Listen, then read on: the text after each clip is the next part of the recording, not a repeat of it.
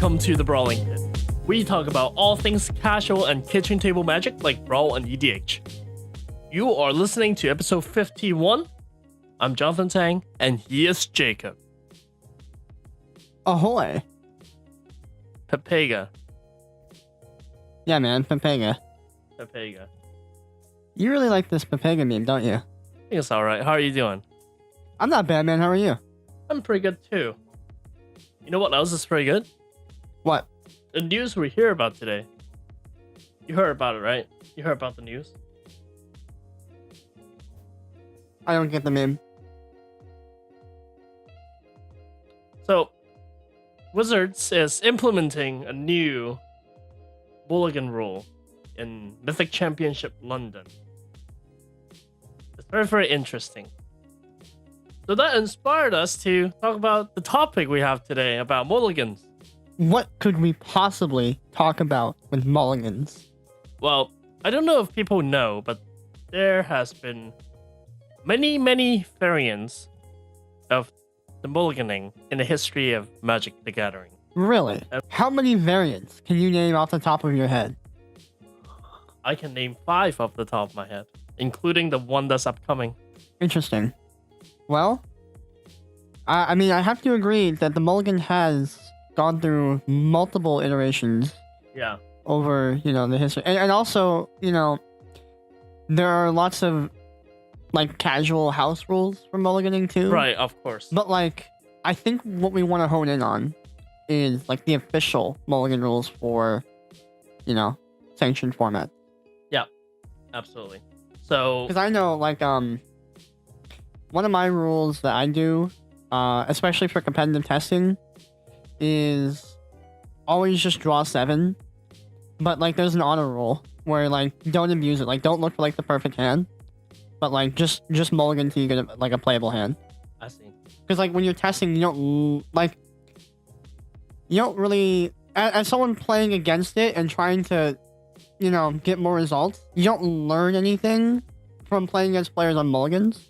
But, if you're trying to test a deck, then you should play with mulligans. Maybe, I would probably say it 6. I see. But, because mulliganing to 5 is really bad. It's pretty bad, yeah. Some decks can deal with mulling to 5. But some decks can't. Generally, though, for testing, I say it at 6 or 7, one of the two. And then, the honor rule is just don't look for a perfect hand. Yeah. Just get to a playable hand. Gotcha. Well, so let's start from the very beginning. A long time ago in a galaxy far away. Ago. Yes, in a galaxy far away. Back in 1994, on this planet called Earth. A little bit after Magic the Gathering became a game, people quickly realized that there needs to be some rule in place so that people don't get screwed over by variants, by luck. And that's how the original mulligan rule came in. This mulligan stayed there for 3 years, from 1994 through 1997. So what's the rule, Jacob? Well, if a food falls on the floor and it's not wet, and you can pick it up within 5 seconds. Oh wait, no, the mulligan rule. My bad. I'm sorry, I zoned out there. Yeah, not the 3-second rule. That's the mulligan rule. Oh, you called the 3? I thought it was the 5-second rule. Oh, it's a 5-second rule? I don't know. I don't know. I never followed the rule, dude. Oh, yeah, I don't follow the rule. And I'm not gonna clarify into which direction I didn't follow the rule. I don't. Yeah, I'm not gonna say if I ate it or throw it away, like always. I'm not gonna clear it up. I don't drop foods, so I Anyways, don't need to follow the rule. Nice phone. So the original mulligan rules are a little interesting, actually. So if a player has an opening hand of all lands or no lands, they can reveal their hand, and if they do, they shuffle it, and then they just draw a new hand of 7 cards. But everybody can only mulligan 1 time. Right, so obviously the upside of this rule is there has never been a mulligan before, so now people are like, oh, okay. So it's a lot harder for me to get mana screws / mana flooded, right? It's a lot harder for that to happen. The downside is one of your second hand is also a hand of no lands or all lands. Then you're out of luck. Screwed. Yeah, and you're also, screwed. if you had if you had just one land and 6 like unplayable cards because you only have one land, can't mulligan. Yeah, can't mulligan. You can have 6 lands and 1 7-drop. You can't mulligan. Yep, no. It was, you have to applaud him. There was an attempt.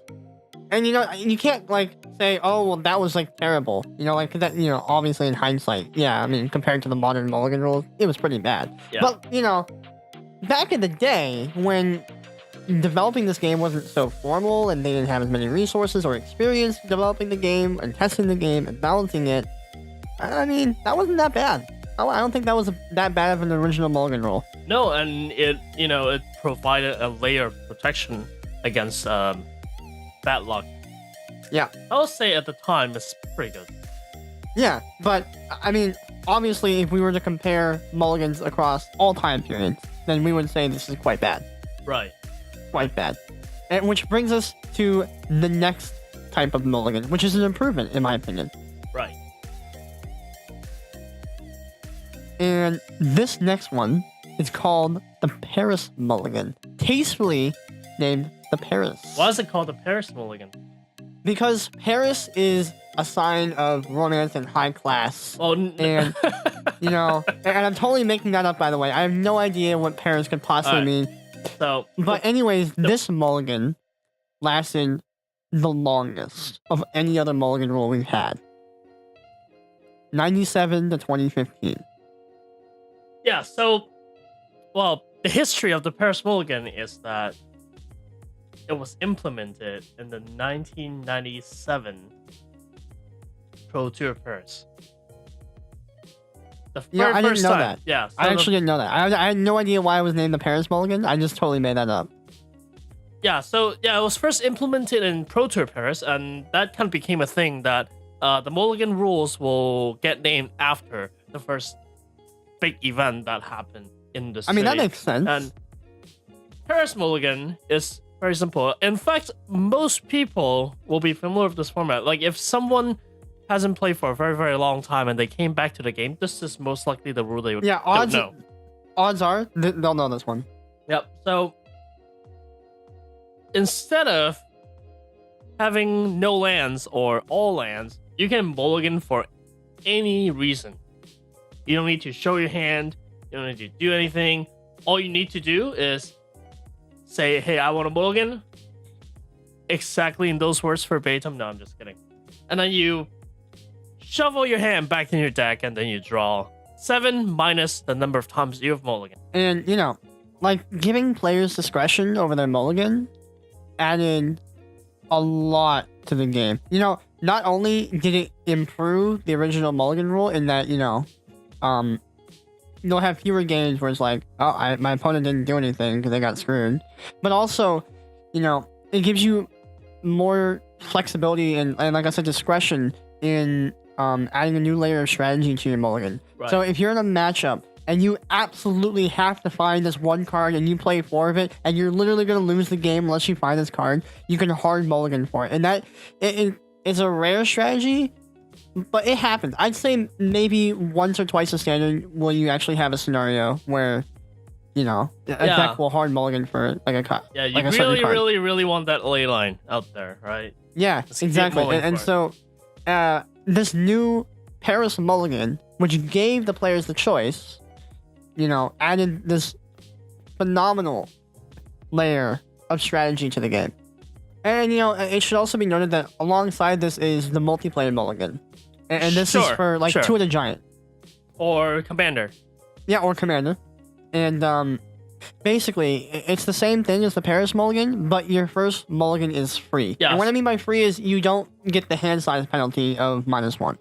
So, you Mulligan the first time, you draw 7, no card penalty. Yeah, so this Mulligan rule actually trickles down to all the Mulligan rules that we're about to talk about. But let's finish up Paris Mulligan really quick. I think the downside of Paris Mulligan is the difference of having the 7 cards and having the 6 cards is actually really, really huge. There's a huge impact for mulling to 6.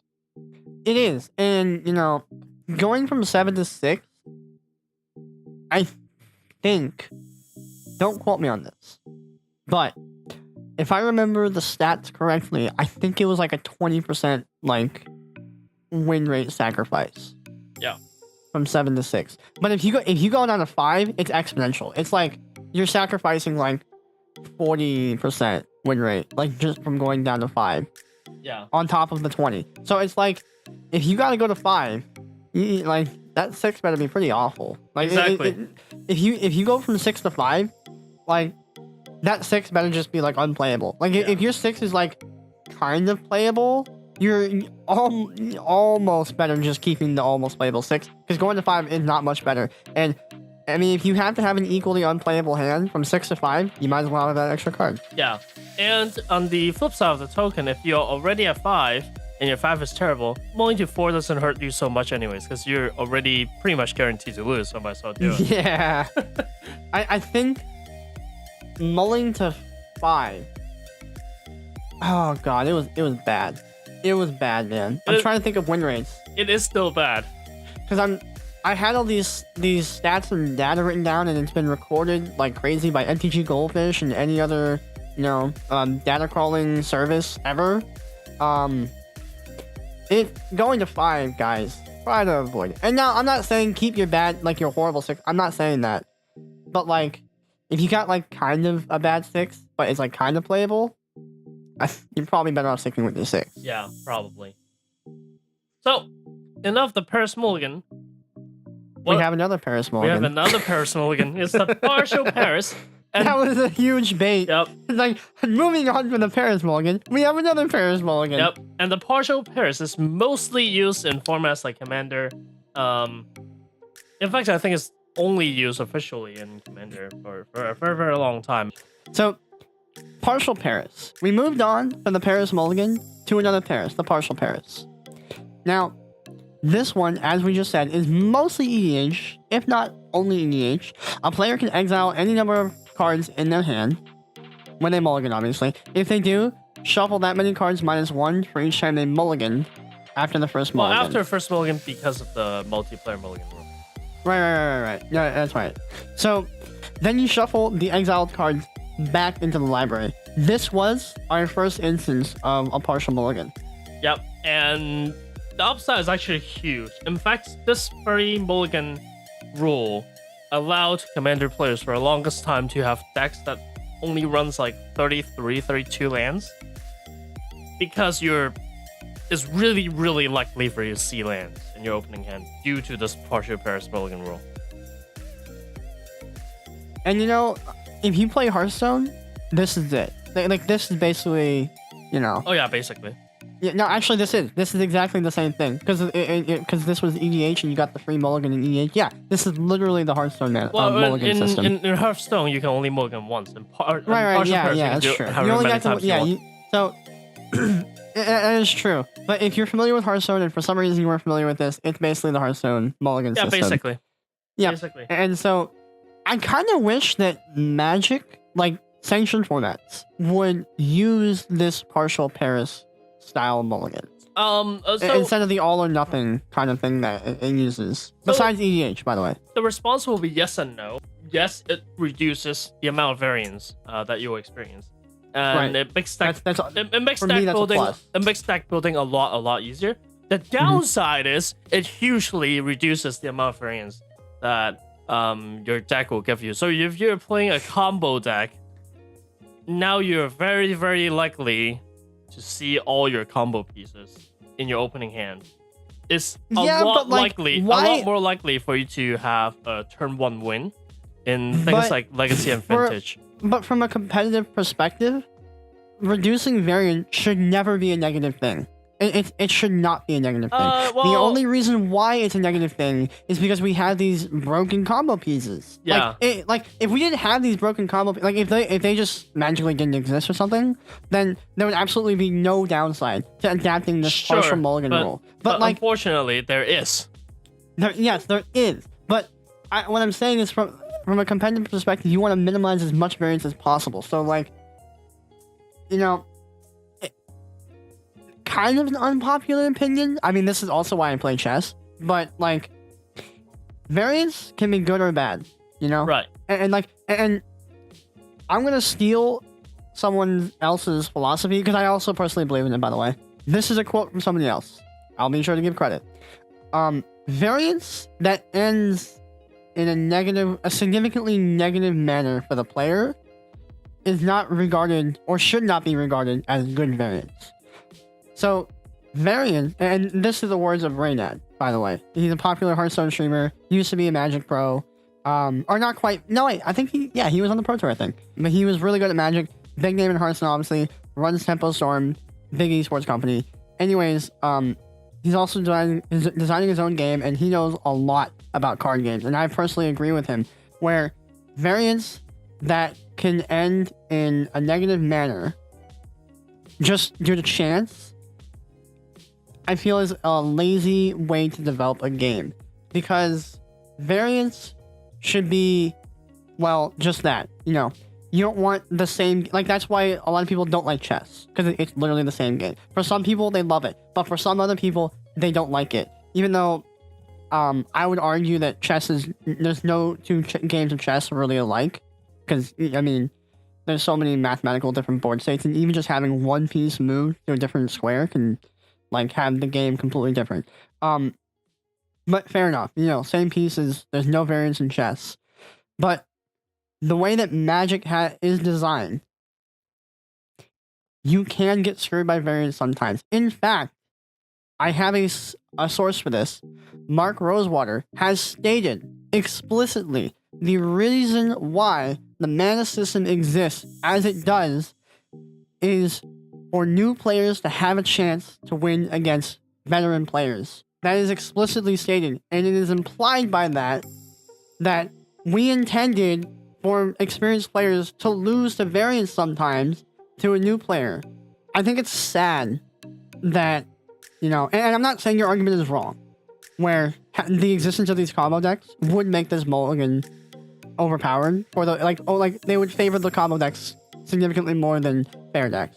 You're not wrong, but I think it's disgusting that that argument has to be made at all. Well, I wouldn't say it's disgusting, and you know. No, you're actually disgusting was a little bit of an exaggeration. I think it's disappointing. There we go. That's a better word. I didn't really mean disgusting. It's disappointing that argument, which is correct. I'm not disputing the correctness of that argument. That it has to be made though. Yep.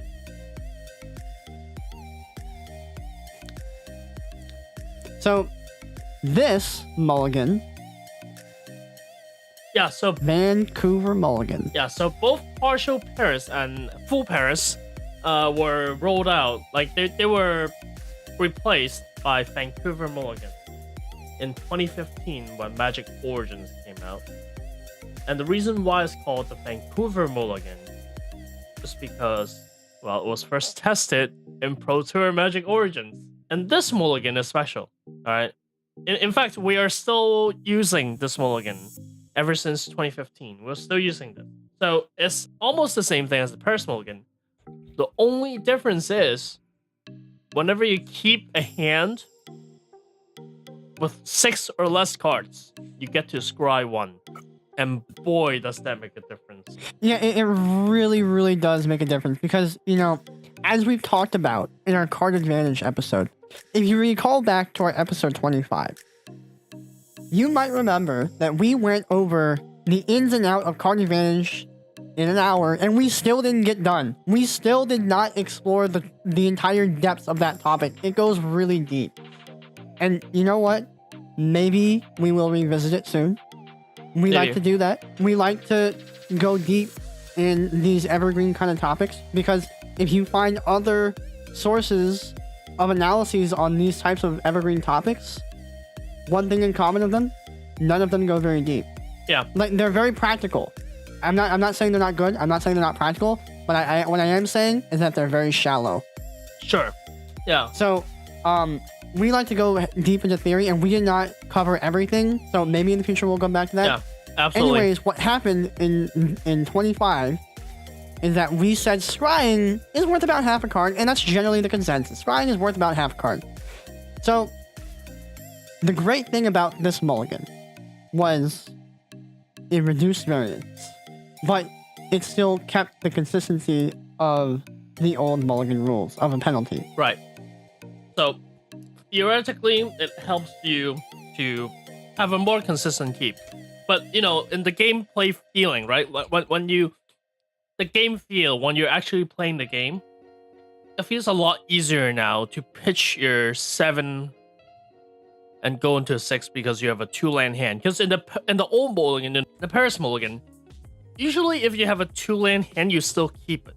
And the reason why is because mulling down to 6 cuts down your win rate so much that you would rather just keep your hand of 7 that may not draw into a 3rd land. Nowadays, in Vancouver Mulligan, you just pitch your 2-land hand because it's really easy for you to draw into a better hand and you get the scry. And you know, the scry, it helps immensely if you have to go down to 5. Oh yeah. I mean, the advice still stands. If you have like a keepable kind of 6 versus 5, you know, like probably still better at 6. But like if you end up having to go to 5, it just, I mean, it feels like what I'm saying is kind of like the sky is blue, but because what it really did was uniformly increase the win rates from all the mulligan levels. That's the idea. The scrying rule was one of the best decisions they've made from a design standpoint. Oh yeah, it is good.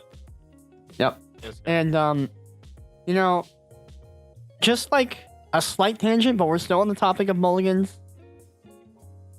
If you're really deciding on a mulligan, like let's say, like this is assuming this isn't like an auto mulligan, like I have no lands, or I have 7 lands, right? Or 6 lands, or whatever, right? Assuming this isn't like an auto mulligan, and it's actually kind of like, I'm not sure if I mulligan this, right?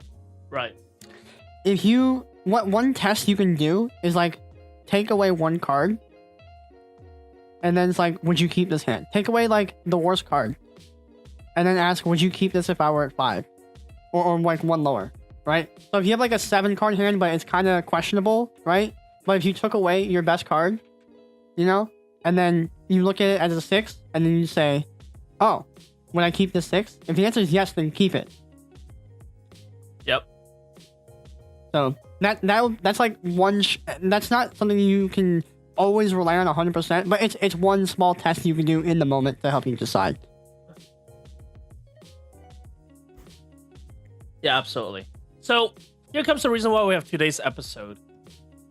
Is what I predict would be called the London Mulligan. And the reason why is because, like I said, this will be tested in Mythic Championship London. That's upcoming. And it is actually an interesting take of the Mulligan rule. Because you don't go down the numbers anymore. It goes back to the very, very first mulligan that we have seen. You know, when you can only mulligan when you have all lands or no lands, but you go back to a 7. All right. So wait, so what you're saying is, with this London mulligan rule now, is like the first mulligan, you only get 1, but you get to mulligan for any reason. Is that right, or am I misunderstanding? That is not right. That is not correct. So let me go over the rules. Okay. All right. So you can mulligan for any reason. All right. You can mulligan for any reason. If you do, you shuffle your opening hand back into your library and you draw 7. The mulligan always allow you to draw 7. Okay. So the first one's always free. No, all of them will allow you to go back to 7. All of them. Yep. All right. You always draw 7. If you keep the hand, you shuffle X cards back into your library, where X is the number of times you have mulligan. Wait, what are you talking about? Where are these extra cards? What do you mean extra cards? You drew 7. Uh-huh.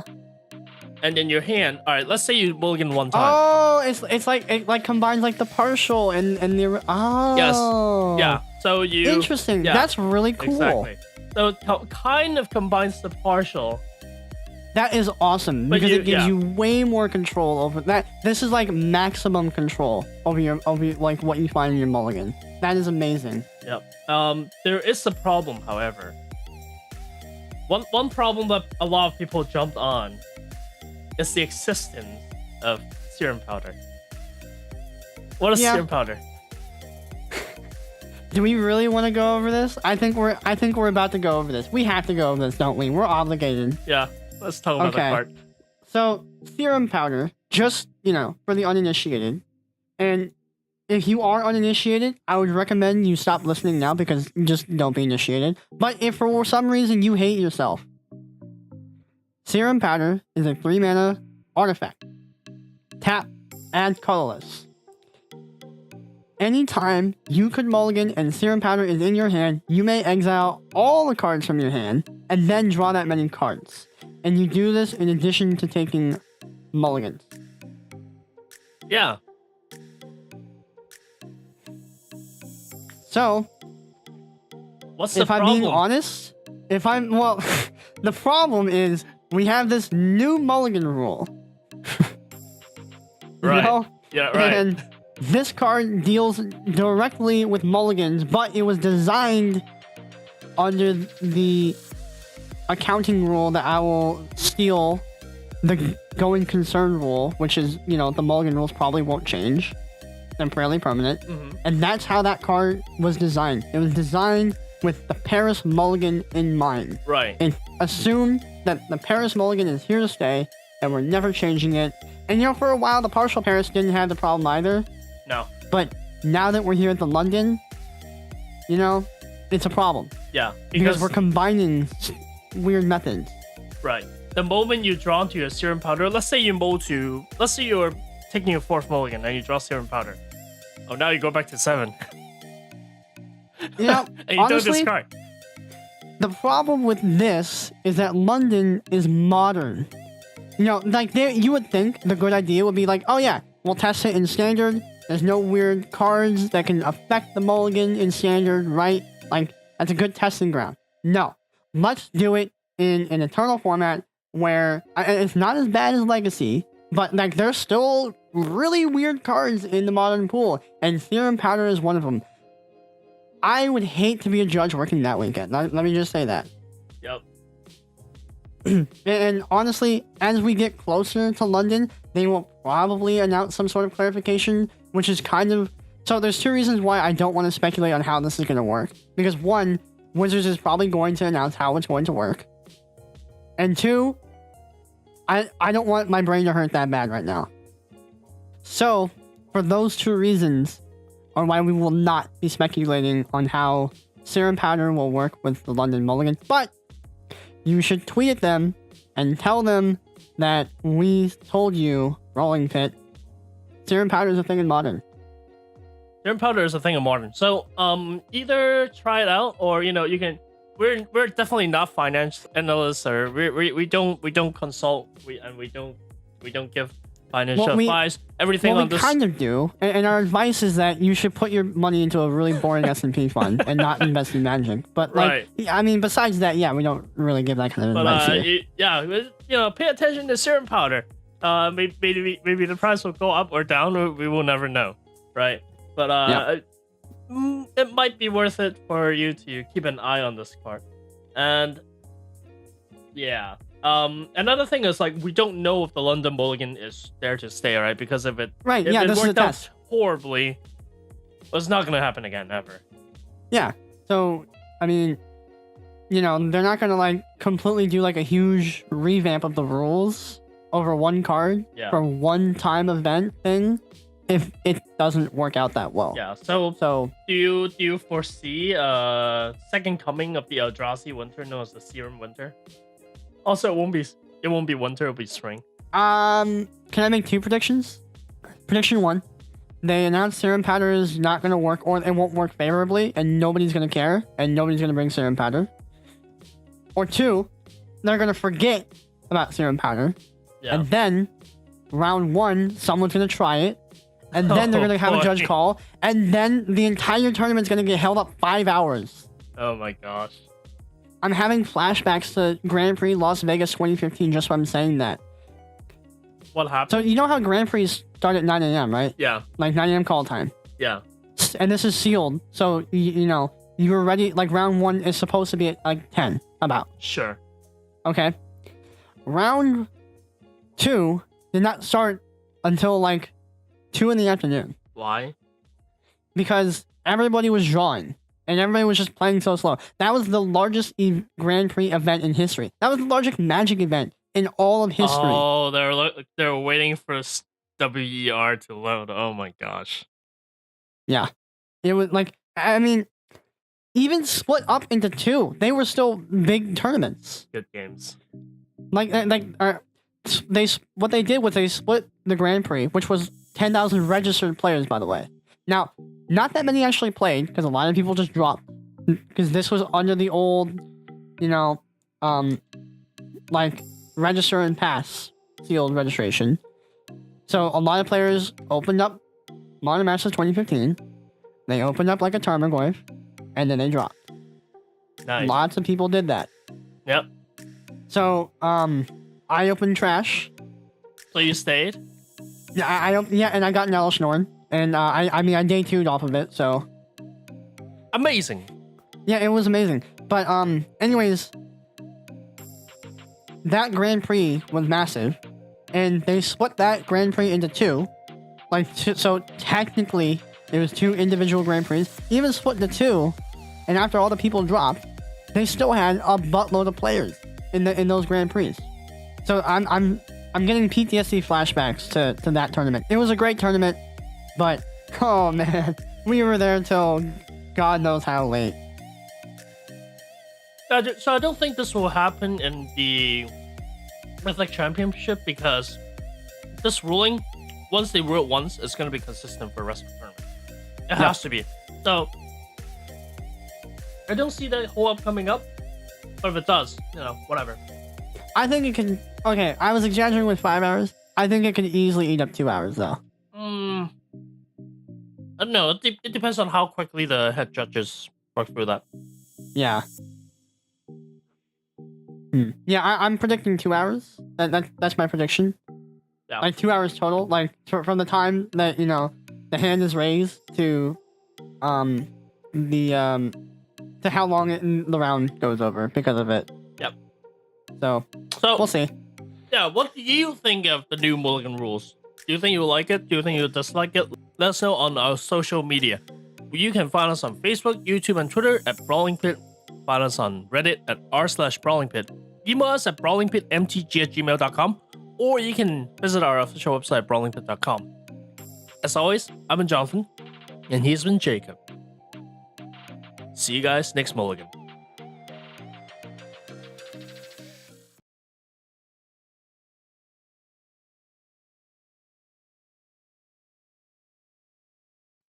So Jacob, What's up? have you heard of what's going to happen with the pricing structure of Magic the Gathering products? No, I haven't. What's up? Wizards of the Coast is going to remove the MSRP label for all Magic the Gathering sealed products to come. No way. I mean, I don't. Actually, no. I think I have heard about that. Yeah. I kind of forgot because honestly, I don't buy that much sealed product. And I'm not counting like entering drafts or pre-releases or whatever. I don't really buy that much sealed product. So, but I mean, I think I have heard that, and yeah, it's a little scary. Yeah, it's a little bit scary. So, do you think it's going to be a good thing or a bad thing? So one reason why MSRP exists is to do exactly what the name implies, suggest a retail price. And this is helpful for new players entering into a retail chain. And when I say chain, I'm talking about like a supply chain. New player? Yeah, like a new like retailer, a new shop owner. I see. Let's say they want to open a new shop and they want to sell Magic products. They have no idea what they're doing, but for some reason they want to sell Magic products. God bless their soul. Yeah, no idea why they're doing that. Why would they? But do let's that? say they're Gee. doing let's say they're doing that without the MSRP. They have to basically just follow what all the other stores are doing, usually blindly because they don't like have a lot of insight. That's the idea. Or maybe they play Magic and they want to open a store, but they know how to operate a store, but the only thing they don't know is the trends for selling Magic products. Those poor MSRP souls. gone. They have no idea, and they just kind of have to blindly follow the stores. They could maybe ask the stores why are you pricing it, how you're pricing it, but like. So do you really think when you say the stores, what do you mean? Do you Other mean like the competitors. mom and okay? So other competitors, like the same similar scale, or do you mean like Yeah, so Channel it could be similar Snowball scales, or but Card Castle? it could be the similar scale of mom and pop shops, or they might ask Channel Snowball, but there's a problem with that. What's It's like the problem? that's like having a restaurant and then asking your rival restaurant, hey, can you give me the recipe for like your best like dish ever, like your best selling dish? Can you just like what do you think the odds are that they're gonna give a competitor like meaningful assistance in that regard? Very little. It's very low. Yeah, exactly. So MSRP being gone could mean nothing, but it means newer stores might have a harder time getting in. Mm-hmm. So what? Like you can still buy from Channel Snowballs and Yeah. Well, One City Games. so I think in the short term, nothing's going to change. But in the long term, we might see some closures of smaller stores. Sure. And when how pricing works in MSRP, I think the end result for the customer probably isn't going to change because, there have already been numerous examples in history where retailers have priced above MSRP. For example, Modern Masters 2015. So Modern Masters 2015 retailed for $10 a pack for, I think, almost its entire lifespan. The only stores that were selling it for $6 a pack were the stores that didn't know Magic very well, or they were lazy and they just like used MSRP, and then the next day when they were all out of product because everybody else was pricing theirs at 10, they're like, oh crap, we should have priced at 10. Or they're happy that they offloaded all their products. I mean, if they really, really needed the capital, like they had to pay rent that day, then yeah. But like, that product sold very well. Well, the thing is, they still made money, right? Oh yeah, they still made money, but like they could have made more money. Sure. It's not like it's like they missed the opportunity. It's not that they lost money. It's not that they had an expense, but they just missed an opportunity to make more money. Yeah. So I guess MSRP being gone for the end customer, probably nothing happens for a while. And then in the future, your local shop might not be able to sustain itself depending on what the bigger companies do. But that's a little less certain. Yeah. I personally believe that removing the MSRP is a dangerous game that Wizards is playing. And it's pretty obvious where the direction is going. I feel like that they are actually trying to either kill paper or they're trying to recoup the paper market. Because with this move of removing MSRP, now that they actually have a store on Amazon, now that they actually sell their own products on Amazon without going through any distributors and stores, they can set their own price. I'm kind of surprised that they haven't done this already, because they will probably make more money going through Amazon. Amazon takes a cut, right? But, they don't have to sell it at wholesale to retailers. They get to sell at a price between or at the retail price that they sold at. Yeah. And, by the way, if you're not sure, wholesale price is usually like a fraction of retail price. Oh, yeah.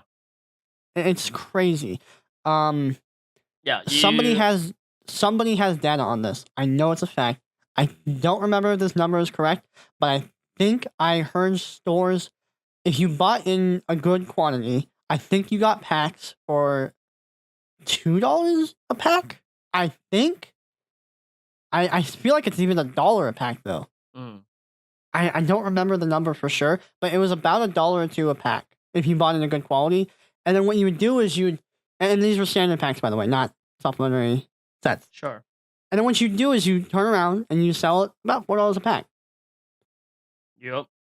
Pretty good. And you know, with Wizards cutting out the wholesale, and with Wizards cutting out the retailers, now they could sell themselves minus Amazon's cut somewhere between like $2 and $4. Most likely it'll be about $3 to $4, honestly, and they'll make more money for themselves. I'm really shocked they haven't done this already. That is insane to me. Yep. But yeah, it feels like that. It feels like they're playing a dangerous game, but I really Yeah. hope that paper magic doesn't die, and I hope that the mom and pop shops will not get impacted that much. Well, I hope that they make a profit and then cease operations without like losing money. If it is, the way it seems like it's going. Pepega. Pepega. Don't operate on your losses for too long, unless you're Jeff Bezos.